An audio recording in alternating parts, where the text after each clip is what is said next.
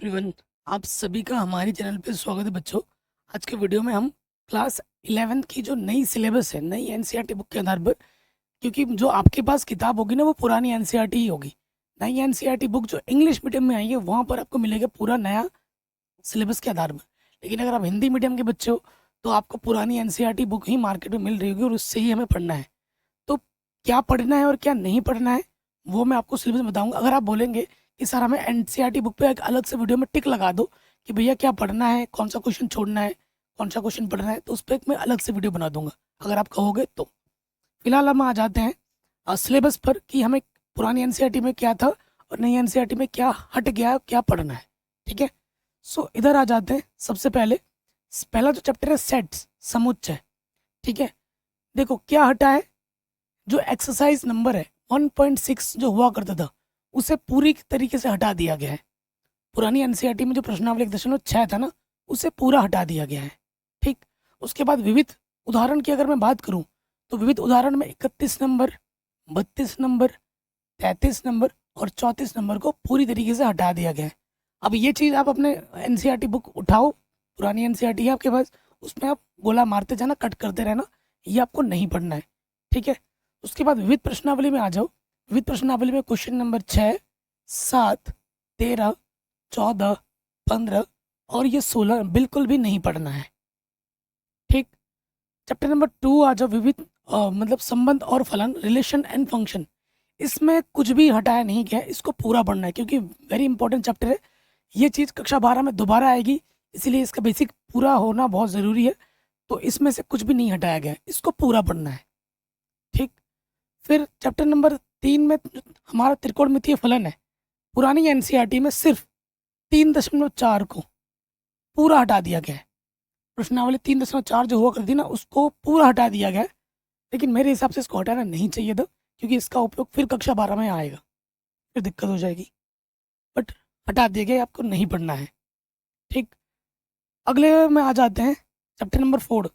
जो गणितीय आगमन का सिद्धांत वाला चैप्टर था ना, इस चैप्टर को ही पूरा हटा दिया है भाई, प्रश्नावली नहीं, पूरा का पूरा चैप्टर हटा दिया गया है। तो जो पुरानी एनसीईआरटी में चैप्टर नंबर 4 था उसे हटा दिया गया है, पूरा हटा दिया है, कुछ भी नहीं पढ़ना उसमें से। फिर चैप्टर नंबर 5 आ जाते हैं समृद्ध संख्याएं और द्विघात समीकरण। ठीक है, अभी पहले ये चैप्टर 5 हुआ करता था, अब ये चैप्टर नई एनसीईआरटी में 4 हो गया, ये ध्यान रखना। ठीक है, तो पुरानी एनसीईआरटी में 5.2 ठीक है पूरा हटा दिया गया है। ठीक है, लेकिन जो आर्टिकल है 5.5 आपको आर्टिकल मिलेगा एक, वो पढ़ना है आपको। उसके बाद प्रश्नावली 5.3 पूरा हटा दिया गया है, कंप्लीटली डिलीटेड। विविध प्रश्नावली है, क्वेश्चन नंबर 13, 15, 16 इसको हटा दिया गया है। विविध, देखो ये विविध उदाहरण है। विविध प्रश्नावली में कौन सा हटा गया है? 5, 6, 7, 8, 9, 13। ये चैप्टर नंबर 5 की बात कर रहा हूँ मैं। और ये सारा जो हटाने वाला का सिस्टम है ये पुरानी एनसीईआरटी से हटाना है, ये नहीं कि नई एनसीईआरटी में हटाने लग गए, नहीं। पुरानी एनसीईआरटी में से इनको हटाना है, जो हट गया है उसको नहीं पढ़ना, जो बचा है उनको ही पढ़ना है। ठीक है, पुरानी एनसीईआरटी में चैप्टर था रैखिक असमीकाएं, जो प्रश्नावली 6.2 है, इसको पूरा तरीके से हटा दिया गया है। 6.3 प्रश्नावली को पूरी तरीके से हटा दिया गया है। ठीक है, यानी कि 6.1 ही पढ़ना है सिर्फ। ओके, फिर आ जाते हैं क्रमचय और संचय जो चैप्टर है, परमुटेशन एंड कॉम्बिनेशन। इसमें से कुछ भी नहीं हटाया गया है, पूरा पढ़ना है क्योंकि ये बहुत इंपॉर्टेंट चैप्टर है, यहाँ से आईआईटी जेईई में क्वेश्चन आते हैं। फिर अगर मैं बात करूं द्विपद प्रमेय, बाइनोमियल थ्योरम, ठीक है, तो एक्सरसाइज 8.2 जो था उसको पूरी तरीके से हटा दिया गया है। प्रश्नावली 8.2 को पूरा हटा दिया गया है। उसके बाद विविध उदाहरण की अगर मैं बात करूं तो सब कुछ डिलीट कर दिया गया। क्वेश्चन नंबर 10 से लेकर 17 तक जितने भी विविध उदाहरण हैं वो हटा दिया गया है। उसके बाद विविध प्रश्नावली में बात करूं तो क्वेश्चन नंबर 1, 2, 3 और 8 इनको हटा दिया गया पूरा। ठीक, चैप्टर नंबर 9 में आ जाओ, अनुक्रम और श्रेणी, सीक्वेंस एंड सीरीज। प्रश्नावली 9.2 पूरा हटा दिया गया है, कंप्लीटली डिलीटेड। प्रश्नावली 9.4 पूरा हटा दिया गया है, कंप्लीटली डिलीटेड। ठीक है, विविध उदाहरण में आ जाओ, उदाहरण नंबर 21, 22, और ये 24 पूरा हटा दिया गया है। फिर अगर हम बात करें विविध प्रश्नावली, तो क्वेश्चन नंबर 1 से लेकर 6 तक पूरा हटा दिया गया है। क्वेश्चन नंबर 12 हटाया गया है, 15, 16, 20, 23 से लेकर 26 भी पूरा हटा दिया गया है। ठीक है। स्ट्रेट लाइंस की अगर मैं बात करूं बच्चों, तो ये जो 10.1 एग्जाम्पल्स है, ठीक है, एग्जाम्पल में अगर चौथा है, पांचवा ये, इसको हटा दिया गया है।